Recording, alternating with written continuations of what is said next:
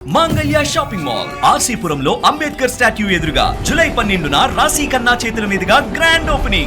BJP Singareni భరోసా యాత్ర మొదలైంది. హైదరాబాద్లోని పార్టీ ప్రధాన కార్యాలయం నుంచి కేంద్ర మంత్రి కిషన్ రెడ్డి, ఆ పార్టీ రాష్ట్ర అధ్యక్షుడు రామచంద్రరావు, ఎంపీ డీకే అరుణతో పాటు పలువురు నేతలు సింగరేణి భరోసా యాత్రకు బయలుదేరారు. ఇవాళ రేపు ఈ పర్యటన కొనసాగుతుందని చెప్పారు. సింగరేణి కాంగ్రెస్, బీఆర్ఎస్ ప్రభుత్వాలు చేసిన ద్రోహాన్ని వివరించేందుకు సుమారు 50,000 మందికి పైగా ఉన్న సింగరేణి కార్మికులు, 30,000కు పైగా కాంట్రాక్ట్ అలాగే అవుట్సోర్సింగ్ సిబ్బందికి భరోసా కల్పించడానికి బీజేపీ భరోసా యాత్ర నిర్వహిస్తున్నట్లు పార్టీ నేతలు తెలిపారు.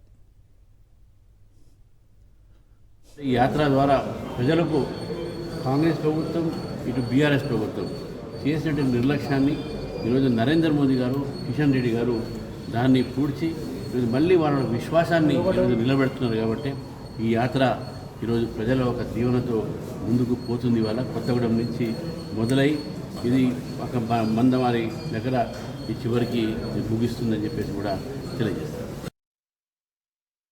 సింగరేణి కార్మికులకు ఒక భరోసా కల్పించడానికి కేంద్ర మంత్రి వర్యులు కిషన్ రెడ్డి గారు ఈరోజు ఆ ప్రాంతంలో కూడా ఈరోజు రేపు 2 రోజులు ఆ ప్రాంతంలో పర్యటిస్తారు. సింగరేణి కార్మికులు మరి బొగ్గు గనుల ద్వారా రాష్ట్రానికి పెద్ద ఎత్తున మరి ఆదాయం కూడా పెరగబోతున్నటువంటి సందర్భంలో వాళ్ళ లోపల ఉన్నటువంటి అనేక అపోహలను తొలగించినటువంటి క్రమంలో ఈరోజు కిషన్ రెడ్డి గారు ఈ కార్యక్రమాన్ని కార్మికుల మధ్యలో గడపడానికి ఈరోజు రేపు వారితో సమావేశాలు, వారితో కార్మికులతో ఇంటరాక్షన్ కూడా ఉంటుంది. మరిన్ని అప్డేట్స్ కోసం ఛానల్ను సబ్స్క్రైబ్ చేయండి. నోటిఫికేషన్స్ కోసం బెల్ ఐకాన్ పై క్లిక్ చేయండి.